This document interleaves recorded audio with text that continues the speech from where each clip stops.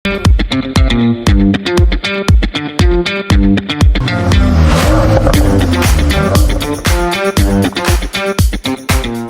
bones i benvinguts al primer episodi del podcast de Proauto Cupra. Jo soc en Roger Mores i tenim el nostre primer convidat, que és ambaixador de Cupra. Què tal, Raúl Martínez, que és exjugador de la Kings League i ara jugador de pàdel i moltes coses més que ara us explicarem. Què tal, Raúl? Molt bé, la veritat que em fa moltíssima il·lusió poder estar aquí, poder parlar una estona amb tu i explicar una mica tot el procés, una mica el que has comentat i ja veus, amb moltes ganes.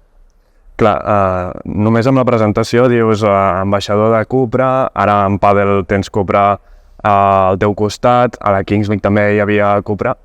No sé, jo pensant, potser Cupra ha donat com un impuls a la teva vida, sobretot aquests últims anys, no? Sí, la veritat que, de fet, és curiós, però ja des que vaig començar a conèixer la marca Cupra, a mi ja era un cotxe que, ostres, que el veies pel carrer i deies, hòstia, és un cotxe elegant, un cotxe que m'agradaria saber-ne més i tal. En el seu dia, amb la meva família, ens vam estar mirant Cupres per quan jo em treia el carnet, poder gaudir d'aquest cotxe. I al final, jo sempre dic que tot passa per alguna cosa, no? I mira, com tu dius, aquest any, ja des de fa un any i mig, el poder viure totes aquestes experiències amb Cupra, conèixer des de dins, poder gaudir dels cotxes de la marca de l'empresa, per mi és un privilegi, perquè té una petita història darrere i perquè, ostres, per mi és un cotxe espectacular.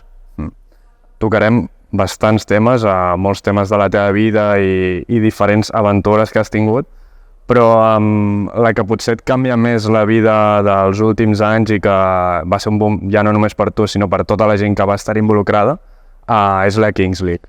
Sí, realment, a més, a mi m'agafa la Kings League que jo, començo a treballar a Barcelona i jo soc de Girona, de Santa Coloma de Farners, però em surt una oportunitat laboral a Barcelona i de primeres el que faig és anar de Girona a Barcelona cada dia, perquè jo estava entrenant i jugant aquí a Girona i el que passa és surt això de la Kings League, ningú sap el que és, pel grup dels meus amics ja em posen apunteu-vos això, tots els que juguem a futbol, heu vist això que ha sortit?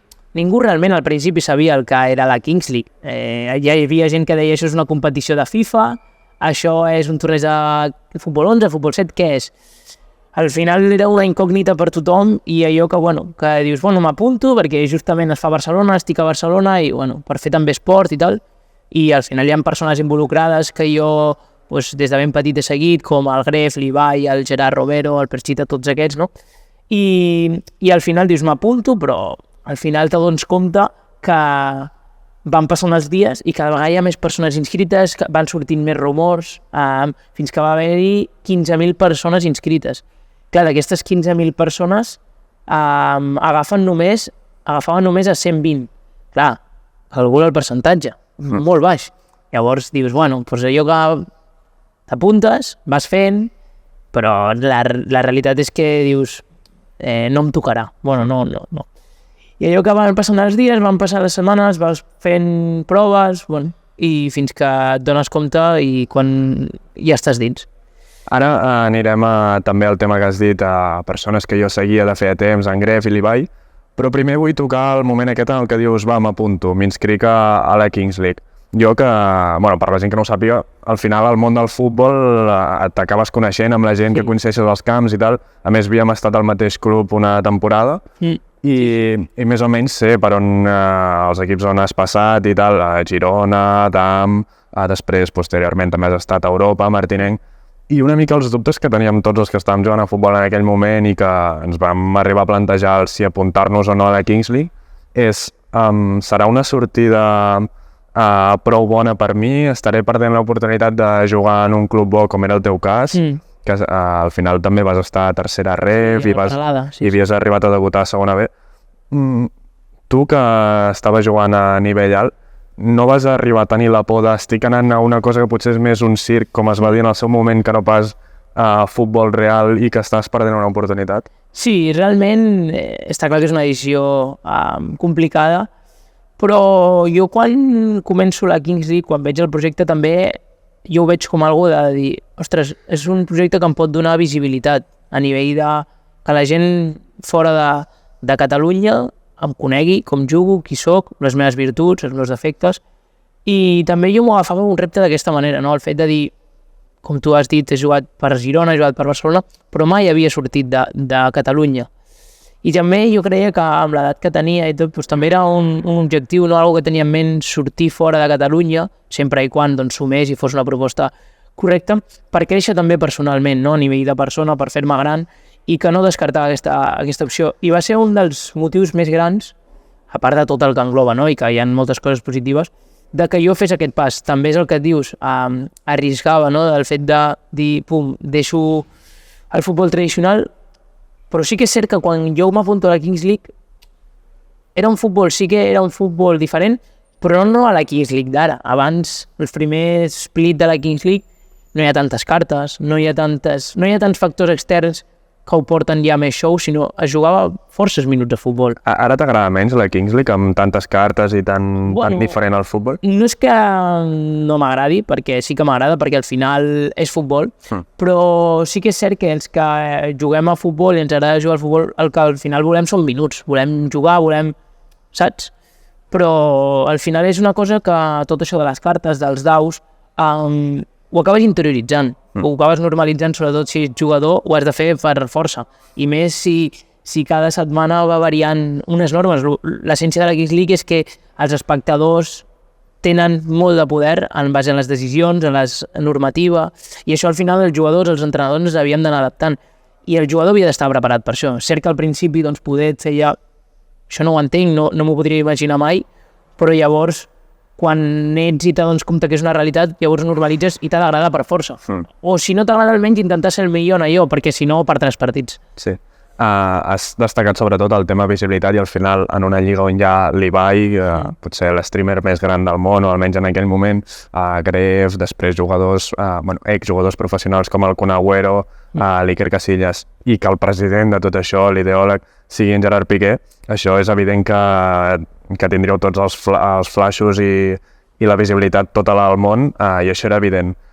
Per això vull preguntar-te, com és la relació amb aquestes estrelles, perquè al final sou nens o gent molt jove que entra allà i no sé fins a quin punt teniu relació amb els presidents més enllà del que es veu davant de càmeres. Sí que és cert que al principi la relació era molt més freda, simplement pel fet de dir que no ens coneixem, ells està clar que és un cercle, doncs es mou un altre cercle, al final com tu dius nosaltres som jugadors amateurs que estan allà doncs, per jugar a futbol, però a mesura que ha anat creixent el projecte s'ha creat una relació i una afinitat sobretot amb el president i jugador del mateix equip, i a mesura que han anat passant els mesos hi ha amb jugadors, amb diferents presidents, i és a dir que tota la Kings League s'ha creat com una família.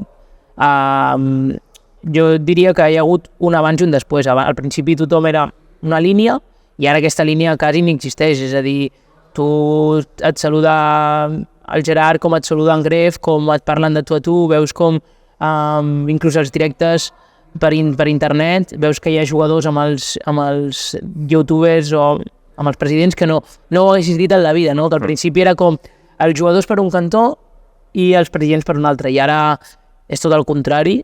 Crec que van tots a la mateixa línia, agafar-te la mà en una mateixa línia, i això també és algo bonic, sobretot per la gent que està dins. Jo, per exemple, vaig fer un directe per internet i estava amb l'Ibai a la mateixa videotrucada, i la gent em veia a mi, amb els meus companys i amb l'Ibai, que això va dir, ostres, que jo fa un any enrere mirava jo a l'Ibai, no, et segueixo mirant, i ara estic fent jo un directe amb ell. Explico que això, ostres, ho penses i dius, quina barbaritat. Més enllà de, per exemple, Gerard Romero, que a l'haver sigut el teu últim president, ser català i tot, suposo que fa que la vostra relació sigui més fluida. A part d'en Gerard Romero, hi ha algun amb el que hagis fet amistat o sigui, teniu la possibilitat d'acabar fent amistat real amb els presidents o no compartiu tant temps? Bueno, a veure, també al final és lògic que amb el que comparteixes més temps sol ser el teu president, per temes d'entrenaments, activacions amb el propi club, però a veure, sí que mantenies bona relació jo amb el DJ Mario, al ser molt futbolero parlàvem bastant. sí que és cert que el Perchita, també el meu president, doncs, també, però al final pensa que ells quan estan allà van molts no són de Barcelona i quan venen aquí tenen tantes coses a fer que sí, hi ha aquesta afinitat i tal, però sí, la veritat que és el que et dic, hi ha una evolució de dir, pots tenir una relació, pots bromejar, pots vacilar-te, crec que en el bon sentit, Bueno, el de vacilar entenc que sent el president en Piqué, que potser és la persona més de la broma que ha passat pel món del futbol, segurament ja dona peu a que hi hagi... Sí. A més també crec que forma part del show i al final, està guai. Has mencionat en Perchita i corregeix-me perquè no és una cosa que m'hagi estudiat abans de l'entrevista, però ara que l'has mencionat m'hi ha fet pensar, pot ser que hi hagués una polèmica... Va sortir una polèmica, sí. Es va fer molt viral un TikTok que jo... em feien unes preguntes i respostes per TikTok i em van preguntar quin creia que era l'equip que pitjor temporada faria en base a l'equip que havia fet al mercat.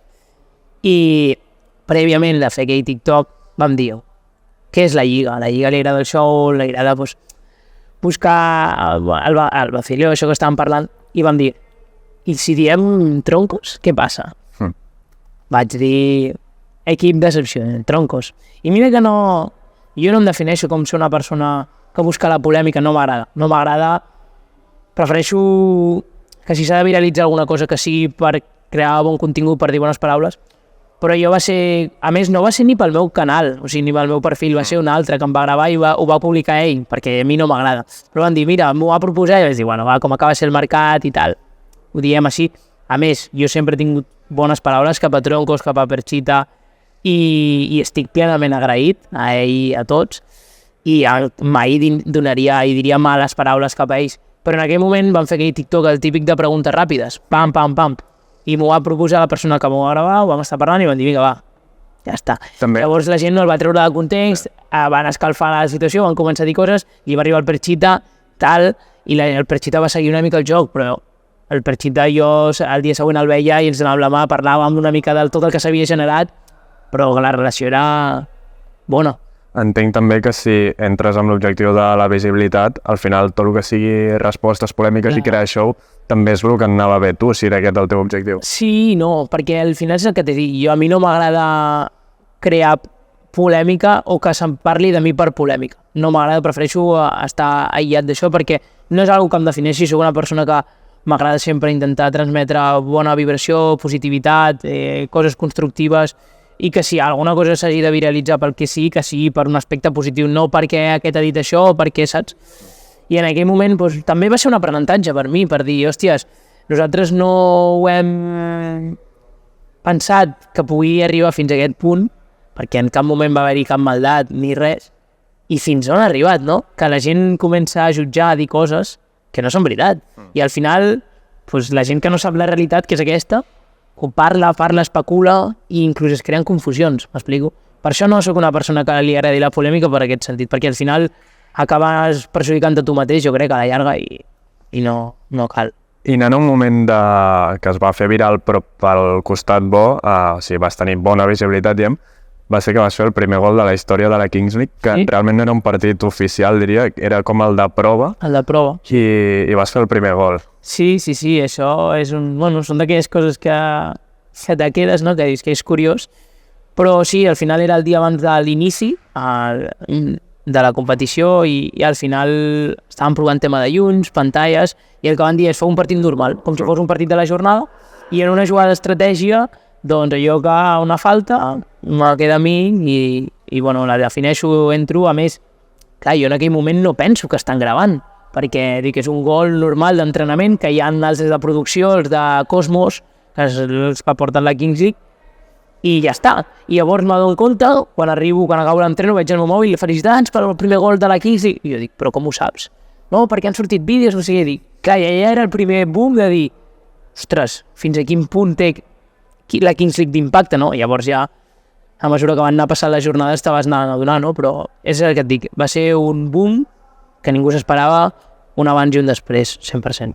I un moment que suposo també ha sigut un abans i un després per la teva vida i que al final és el somni de tots els nens que ens estim veient i tots els que hem jugat a futbol o juguem a futbol, és entenc, jugant al Camp Nou, trepitjar la gespa al Camp Nou, a més amb l'estadi ple. A mi em posa la pell de gallina i tot, al final, ostres, és que això és un moment molt maco, ja no només el fet de jugar al Camp Nou, sinó tot el que vam viure hores abans, l'arribada al camp, com estava, plena de gent, nosaltres amb l'autocar, i la gent picant-nos a l'autocar, tot amb bengales, o sigui, semblava jo, no sé, una final d'una Champions, arribes al camp, la gent cridant-te com si fossis allà, no sé, que a mi em feia una il·lusió, jo penso, però si jo no sóc ningú, que a mi un nen em cridi allà, uau, això a mi em feia més il·lusió que el nen, i jo anava allà, i una foto, no sé què, jo en la vida ningú m'havia demanat una foto, i a mi me feia més il·lusió que el nen, la foto, segurament.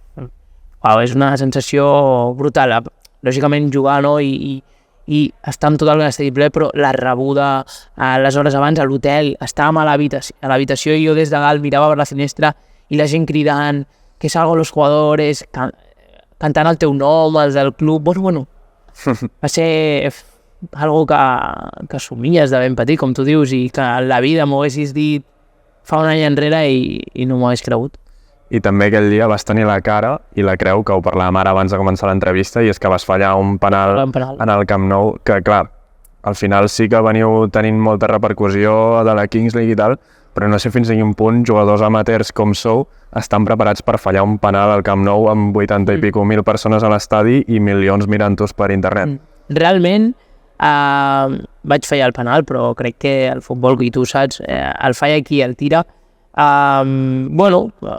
Vaig decidir tirar-lo, a més tenia molt clar com tirar-lo, volia fer vaselina, o sigui, volia fer una panenca, que al final també és un xut que poder a vegades genera polèmica, però al final el porter d'Aniquiladores, Dani Pérez, un dels millors porters en títol, crec jo, en shotouts, porter que surt molt, que li agrada retallar distàncies, i a més estava sortint molt, veia que, a més, crec que vam xutar... Jo vaig ser el 5è penal, no? Doncs vam xutar 4 i vam fallar-ne 3.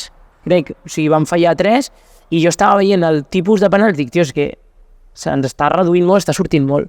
I dic, jo ho tinc clar. Dic, la pico, si em surt bé, si no em surt bé, doncs no passa res. No va sortir bé i ja està. Al final forma part del futbol, va com va. A vegades diuen que quan et surt sembla que siguis el millor i quan no et surt sembla que siguis el pitjor. No va així, però bueno, al final vaig passar molt malament, hi ha una foto, crec que m'ha passat poques vegades, hi ha una foto que surt meva, que em van fer, que soc jo tombat a la gespa del Camp Nou, plorant, trencada a plorar. I és una foto que quan la miro em venen tants sentiments contradictoris de dir, uau, coses bones, coses positives, perquè arrel d'aquell penal també em va caure, no t'ho pots ni imaginar. Això em referia, que al final no esteu preparats a tenir tants milers i cents de milers de persones criticant-vos. És molt bo perquè en el moment que jo xuto el penal pensa que jo estic al mig del camp i hi ha una compta enrere. La gent em pregunta, estaves nerviós?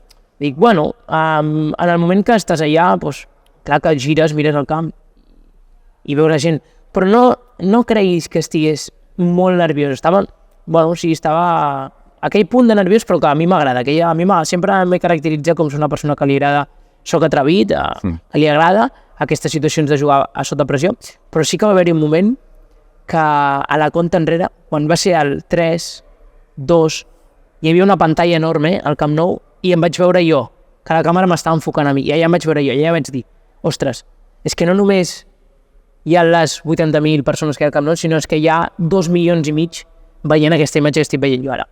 I allà vaig dir, uau, però que no crec que el fallo vingués de jo, perquè al final jo tenia molt clar, crec que una de les coses que m'han ensenyat des de ben petit quan he jugat a futbol és, i tu sabràs, quan tires un penal o així, des del principi tingues clar on el tiris, on s'ha d'anar, que surt bé perfecte, que no surt bé, doncs no passa res.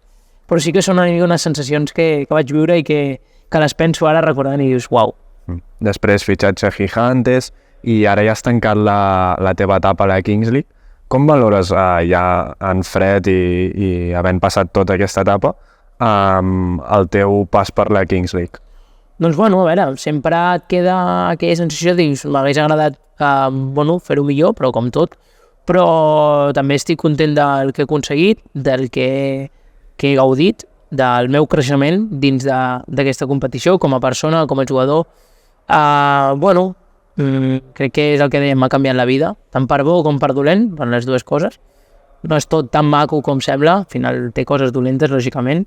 He hagut de deixar coses, també ha sigut una aposta, com tu dius, una decisió que te comporta coses positives i negatives, però el pas és a dir, estic content, és a dir, una experiència que amb els anys, doncs, i tu dius ara en fred, doncs, la valores, la veus quan la veus des de dins és molt diferent perquè és tot molt intens, cada dia ja passen coses, estàs rodejat d'un món que al final haver-hi tant d'impacte social i mediàtic, doncs cada dia passen coses, obres les xarxes socials i parlen de tu per aquí i per allà, quan són veritat vale, però quan són mentides què fas? Al final jo me'n recordo el primer partit de Kings, només acabar el partit, buscar el meu nom a les xarxes socials de Twitter.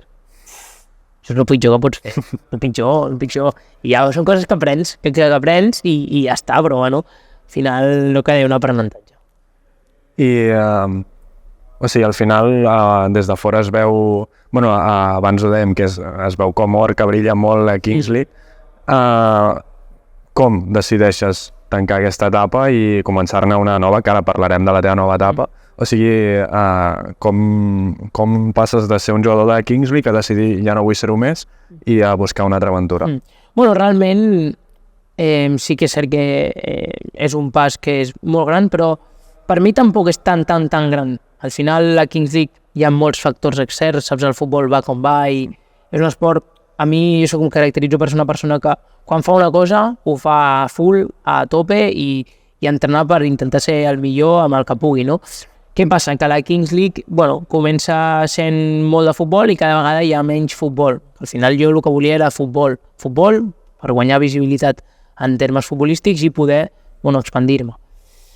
Què passa? Que, cada vegada es torna un futbol que les coses com són, per la meva manera de jugar, per el meu estil de joc, tampoc m'afavoreix al 100% i començo a fer una balança, no? Dic, segueixo, no segueixo, quin serà el rol que tindré jo si segueixo aquí, què és el millor per mi. Clar, al final és molt fàcil dir-ho ara, no? Que ha passat temps, però en aquell moment que has de prendre la decisió en calent, pares a pensar i dius, què faig? Al final em van sortir, vaig aconseguir el que volia, que era cridar l'atenció d'equips de fora, vaig estar en contacte amb diferents equips i al final semblava que marxava, semblava haver-hi un punt que semblava que ho tingués tot fet. I així va ser quan ja vaig mentalitzar-me que la Kings no era que ja no hi hauria continuïtat.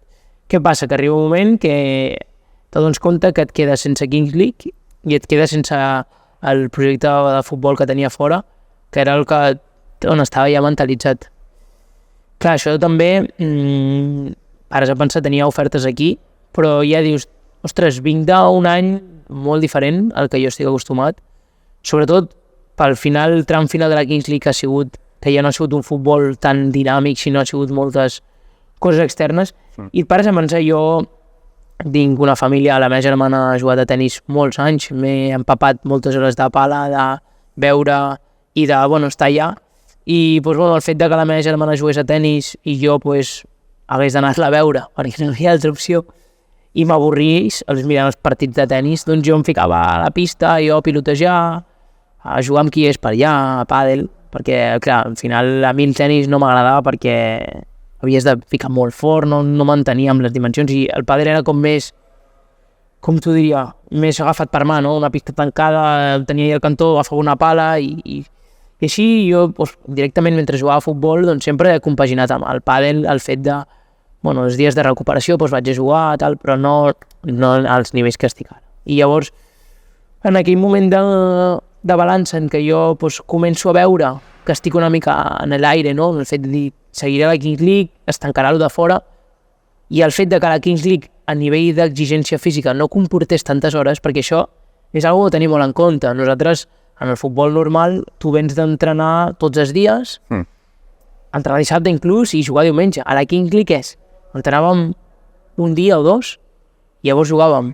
Clar, tenia moltes més hores, i aquelles hores jo soc una persona molt activa, que li agrada fer esport, que li agrada, em considero una persona professional en el sentit de es cuida l'alimentació, li agrada entrenar, una mica el que és el descans actiu fora de l'esport.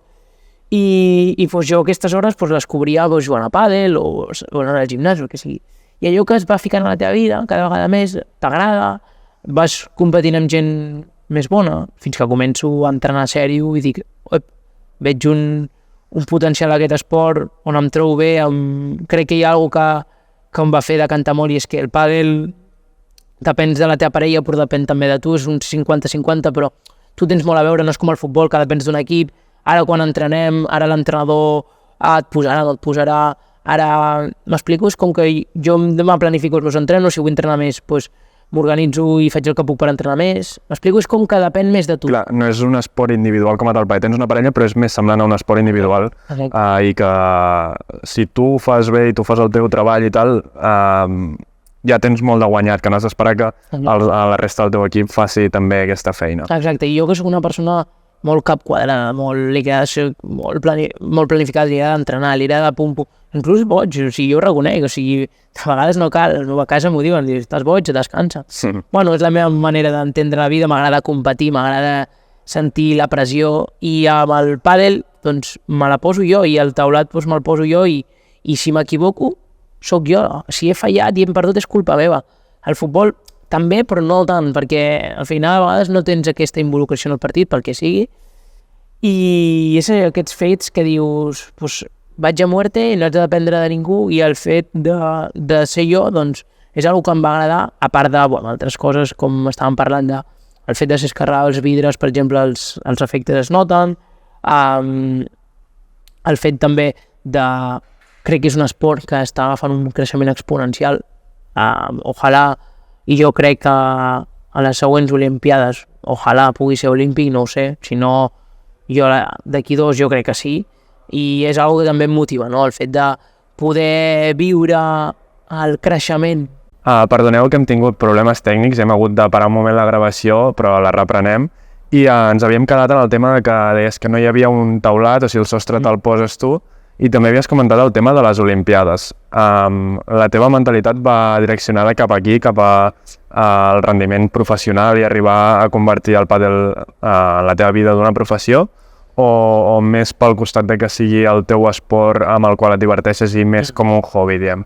A veure, realment, jo com he comentat, jo quan faig una cosa intento entrenar, agafar-m'ho als detalls, tot per intentar ser el millor. A mi, per desconnectar, per passar-m'ho bé, crec que amb unes altres coses jo relaciono l'esport amb el competir, amb el jugar sota pressió, això és el que me retroalimenta i és una forma de vida que a mi m'encanta. Clar, les Olimpiades, ojalà, estem parlant de paraules majors, però ojalà, que un dels meus objectius a llarg plaç, ojalà pogués ser jugar unes Olimpiades, no? Però sí, jo m'ho agafo com un estil de vida, el competir, el créixer, l'estar allà i anar per totes a fer rànquing, perquè, ja et dic, per passar l'estona es fan altres coses, jo no ho agafo com una manera de viure, 100%. I també t'has agafat, o has enfocat també com a ser influencer de pàdel. Això té algun motiu, més enllà de que, si vas entrar a la Kings League per visibilitat, també vols fer de la teva figura una marca. Té algun objectiu el ser influencer, més enllà que ser influencer de pàdel? Realment, ja et dic, el que m'agrada transmetre és una mica el que l'ull no veu, no? El que no es veu des de fora. M'agrada ser molt natural de cara a la càmera i crec que és una que també em defineix, el fet de que la gent pugui veure com és des de dins un esportista d'èlit, com es cuida, com entrena, com es prepara. En els moments bons tothom els veu, però els moments negatius també són importants, i jo crec que és una que tinc molt clar i que és un procés, no? Però que quan les coses no van tan bé, comentar-les, dir-les, perquè som persones, ens equivoquem, fem les coses bé, fem les coses malament, i forma part de l'esport. A vegades fer 2 passes enrere és per fer-ne 4 endavant, i això és una que la gent jove que em segueix també m'agrada inculcar-ho, i en base a la meva experiència una mica i amb les coses que em van passant. Així que la meva idea és aquesta, competir al màxim, ja et dic, a totes, i llavors intentar plasmar-ho a les xarxes de manera natural, al meu procés, i que la gent vegi com és des de dins el que és un esportista del rendiment. I també un tema que estàvem parlant fora de càmeres és que també necessites diferenciar-te de la resta de competidors, de rivals, perquè al final el pàdel és un esport on es necessita molts diners, com per exemple poden ser els esports de motor com Fórmula 1 o les motos i tal, que al final, a part del talent, també necessites un suport econòmic per arribar al màxim nivell. També entenc que va en aquesta direcció. Realment, al final, ara mateix el pàdel t'exigeix, si vols estar allà, doncs, hores d'entrenament, al final això també et comporta hores d'afició, treballem amb psicòlegs esportius, el fet de viatjar, de tot el tema de transport, d'allotjament, tot això doncs, comporta un cost, i per això ja et dic, el que faig és intentar treballar al màxim per intentar cobrir aquestes necessitats que al final, si vols estar allà, arribar a intentar el més amunt possible, t'exigeix això. Si fos per passar l'estona no em preocuparia, però el fet aquest d'estar allà és una cosa que sí, que el que tu dius, intento buscar diferents sortides, sempre que vagin alineats amb mi, mai faré o deixaré de fer una cosa per diners, perquè crec que abans van els valors, la manera de ser d'un, perquè a llarg plaç és millor, però sí que és una cosa que és lògic i que és un esport, i més ara en el punt que està de creixement, que sí que és una barrera que s'ha de tenir present. Ja per acabar, Raül, i ja et deixem tranquil, jo en totes les meves entrevistes m'agrada fer jugar una mica a l'entrevistat amb una pregunta que ell realment no pugui saber la resposta, perquè al final el futur no sap, i és preguntar-te on veus tu a Raül Martínez d'aquí 5 anys. O sigui, també sent realista, no diguis que estaràs a la lluna jugant a pàdel, perquè no es pot jugar a pàdel a la lluna, però vull dir, on et veus tu d'aquí a 5 anys? Ostres, la veritat que m'has sorprès, ho has aconseguit, perquè, home, si tu m'haguessis fet aquesta pregunta fa 2 anys, no t'hagués dit aquesta situació, no. On estic? On estaré d'aquí 5 anys? Doncs la veritat que no ho sé, però el que sí que em mentalitzo i m'agradaria és poder fer d'una professió el que a mi m'agrada i intentar transmetre-ho com ho estic fent, i que això pugui ser una professió per mi, tant el que és tema de xarxes, però sobretot, el més important, temes de competició, que ojalà pugui fer d'aquest esport una professió. Tant de bo que sí. Moltíssimes gràcies, Raül, el primer convidat del podcast de Proauto Cupra. Seguiu-nos en totes les nostres plataformes i també a les xarxes socials per enterar-vos de tot, dels següents convidats, i també per anar veient trossets de les entrevistes. Moltes gràcies a tu, Raül, i a tots els que heu vist això. Adeu!